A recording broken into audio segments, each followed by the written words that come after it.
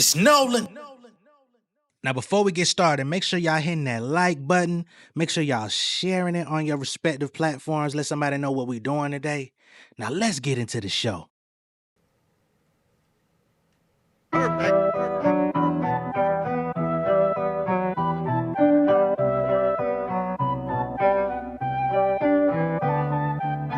Cold bread, nigga, I been on some cold shit. I been trying to get money, stacks, and some more shit. Out the window, I'm loading up with a full clip. Bitch, I ain't none of them niggas you went to school with. I'm on a mission for the riches, my stock on. Them numbers going crazy like a Sandra, no stock on. My .com, buzz instead of tripping, we popped off. Niggas steady hating, they block warm. Invested 8 penny, dog. I stay on point like a Pentagon. No religion, they treat me like a demigod. Started small at the bottom, now we living large. I been a boss, nigga, eating like it's Pentecost.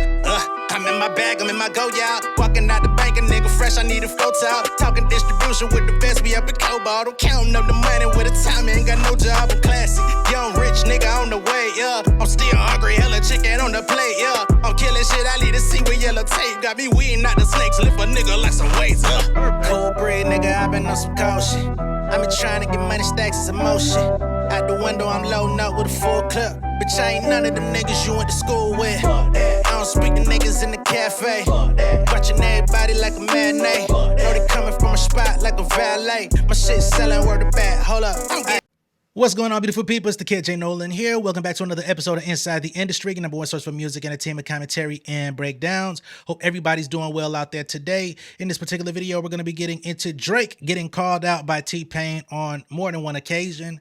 There's a couple videos that are floating around online right now of T-Pain talking about Drake. In one of them, he's basically saying that Drake should have taken his own advice and bowed out gracefully from music rather than being kicked out. We're going to play the video of T-Pain elaborating on that subject because, of course, we do know that Drake has been out here looking foolish, looking crazy, and he's definitely been here long enough to see himself become the villain. And many people believe he was the villain the whole time, and it was just revealed in a grander fashion. All right. There's also video of T-Pain floating around of him talking about back in the early days of when Drake was coming out, and they worked on some music around the time of Take Care album. And basically he talked about how he took his Sprinter van from Atlanta to Toronto to link with him in the studio. And that he contributed 4 records towards the Take Care album. When I say contributed records towards, it doesn't mean that they were necessarily on the album.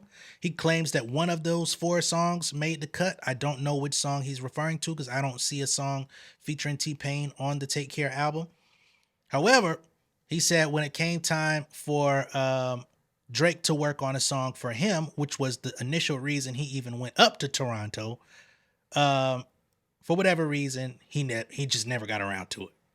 So he's calling him out for not only not bowing out of the game gracefully, but also for accepting the favor of receiving music from me. But when it came time to return the favor to do the music for me, you ain't really fuck with me like that. All right. Also in this video, we're going to be getting into Drake. He just added a new lawyer to his legal team in his dispute versus UMG.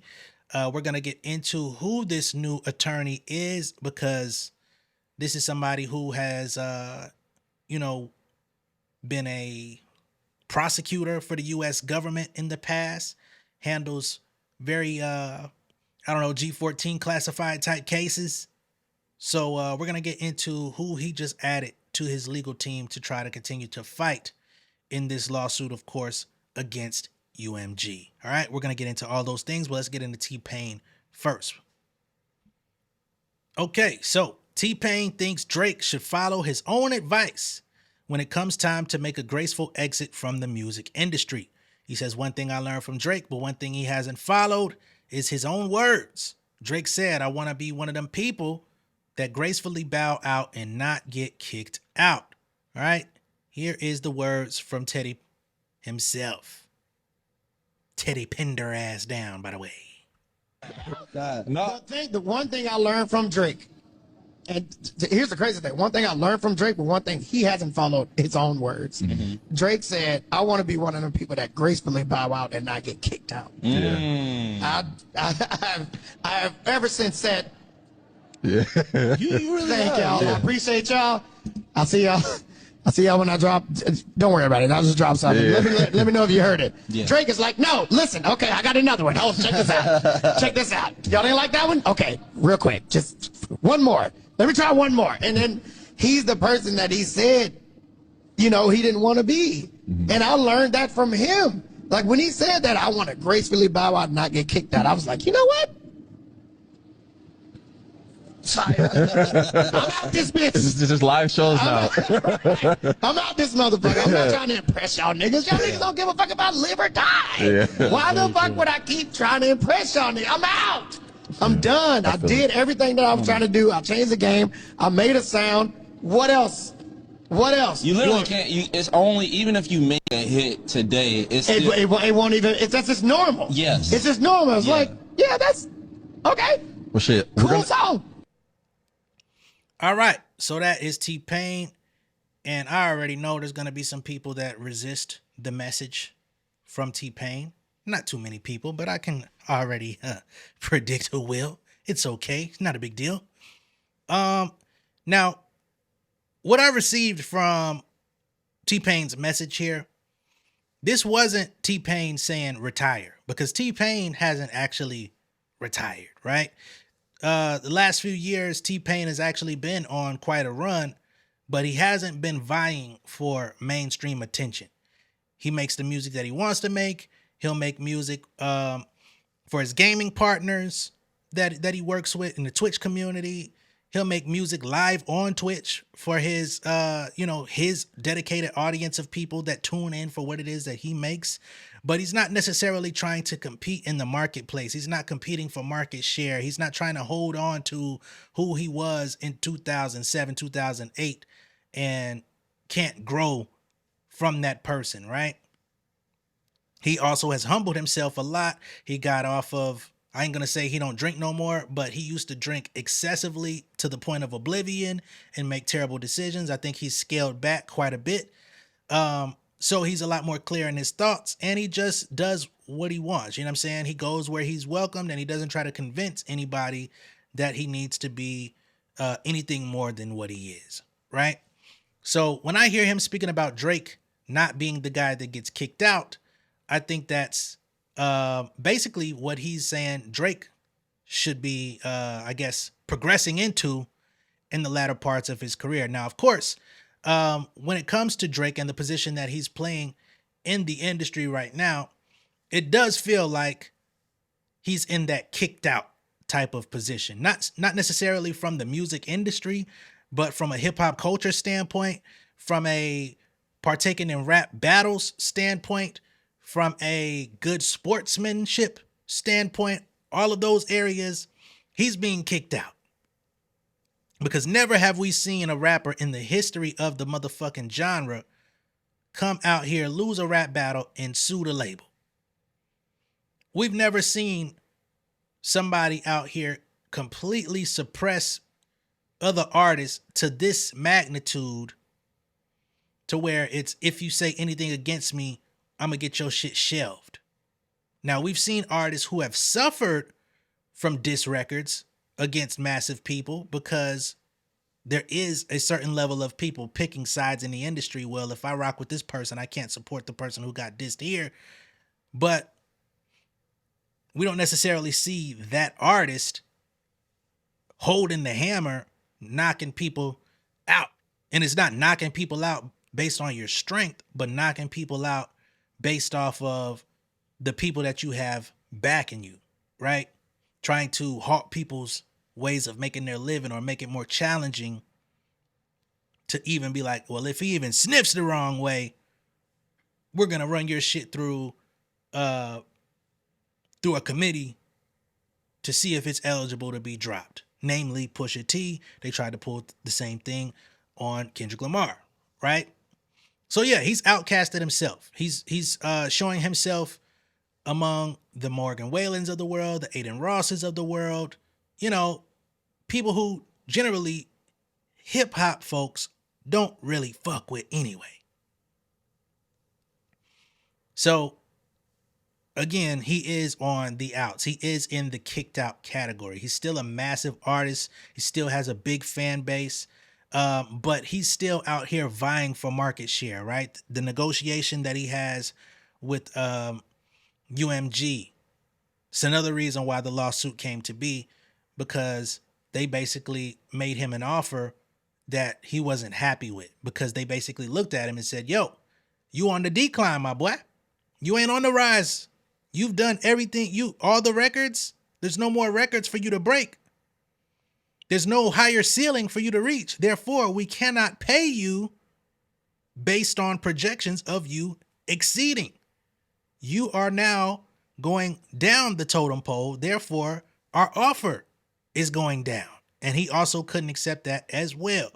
All right. Because remember, he knew he was going to be in a renegotiation phase before he entered into the battle with Kendrick. And somewhere within his mind, drunk off them wine coolers or whatever else he be on, he thought, well, let me make quick work of this nigga. And then I'm going to get the biggest contract ever seen out this bitch. And then his world continued to fall apart from that point forward, right?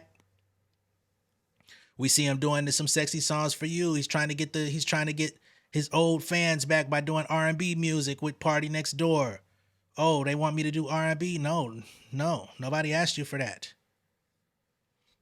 But he's still chasing a high of when he was the top dog. No pun intended there. So he's saying Drake ain't take his own advice. He came into the industry saying that he didn't want to overstay his welcome.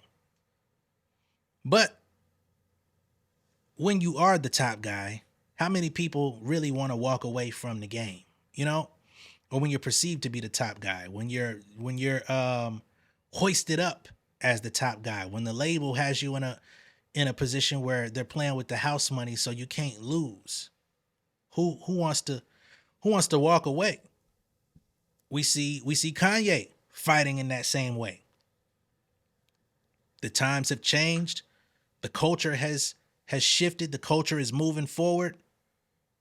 Not always in a positive direction, depending on what you see, where you look at it from the vantage point that you sit. But it still advances forward.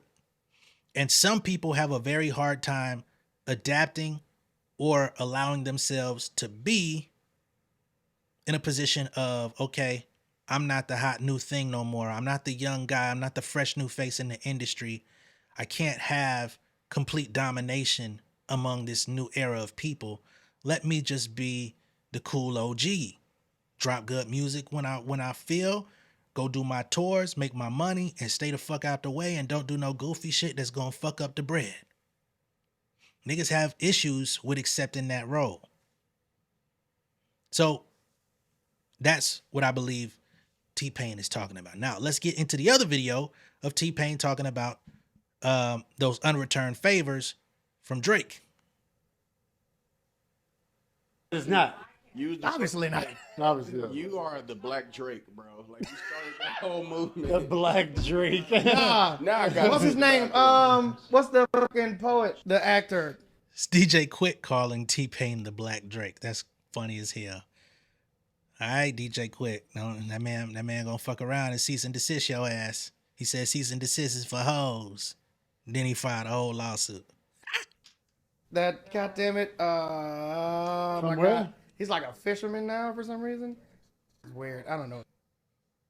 But he was like, if he went on the Breakfast Club and he was like, if T-Pain was light skinned, Drake wouldn't exist. You know, I'm hitting all the right notes. Yeah, no, I know, man. I know. Have you ever did a record with Drake?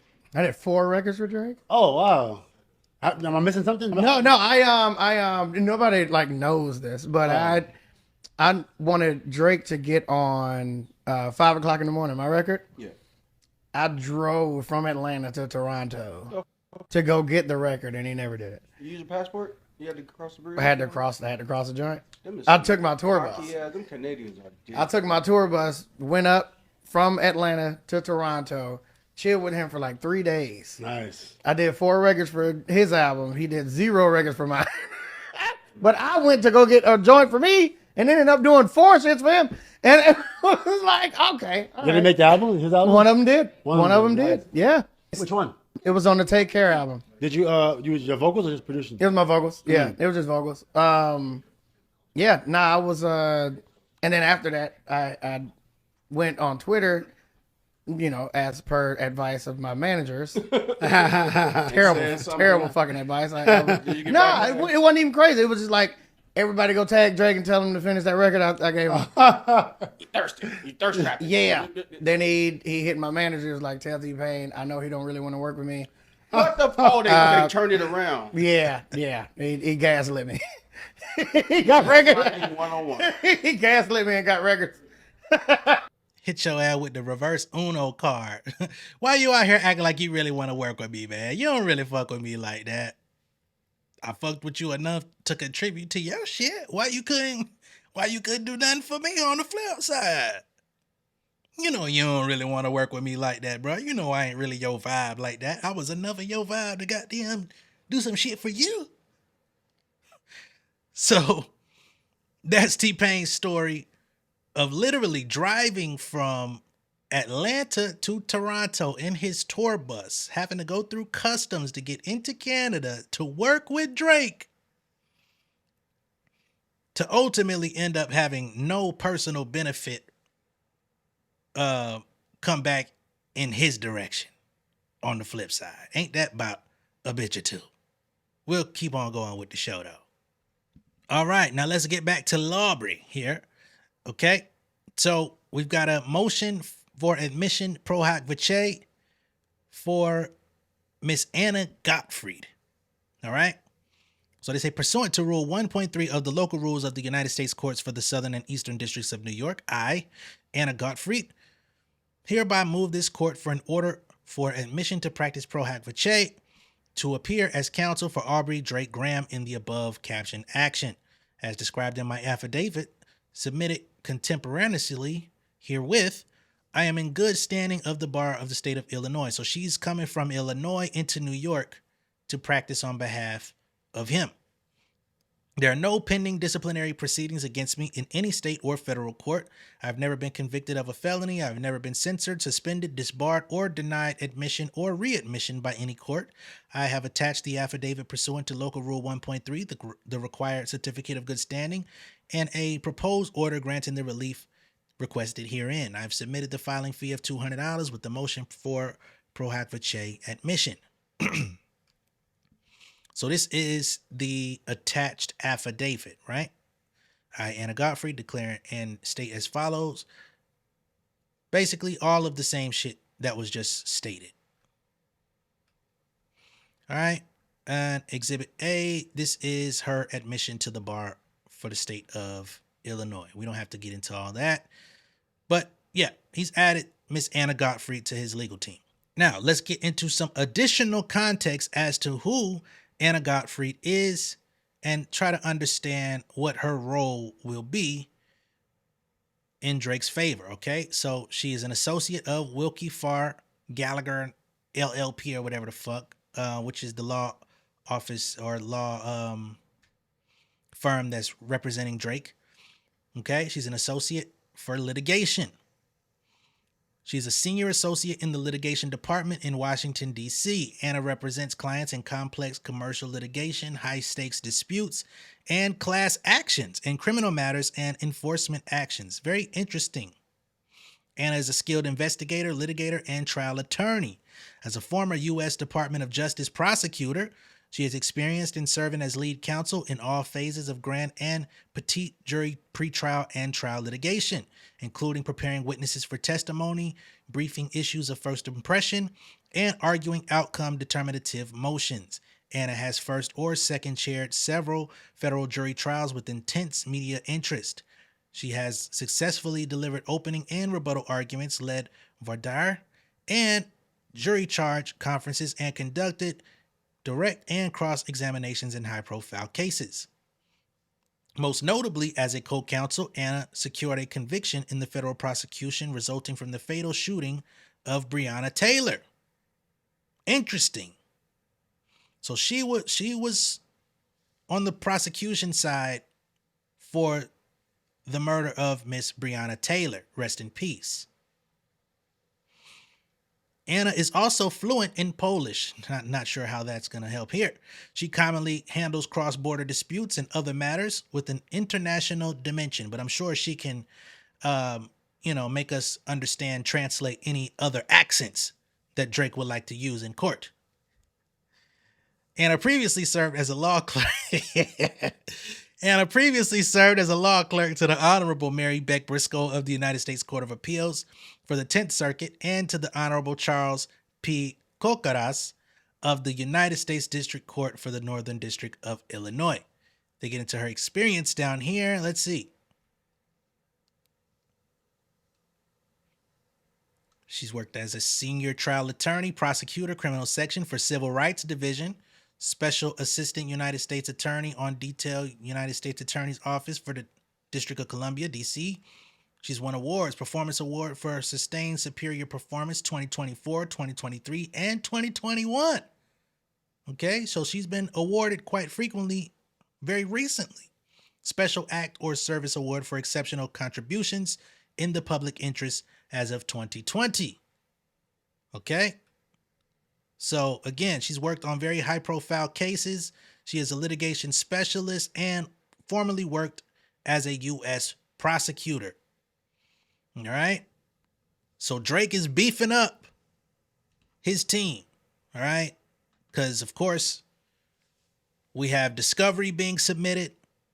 There's going to be a lot to sift through in terms of discovery, the disputes between contracts, what is par for the course, what is not. Of course, we know that UMG just a couple weeks ago filed their motion to dismiss Drake's lawsuit once again.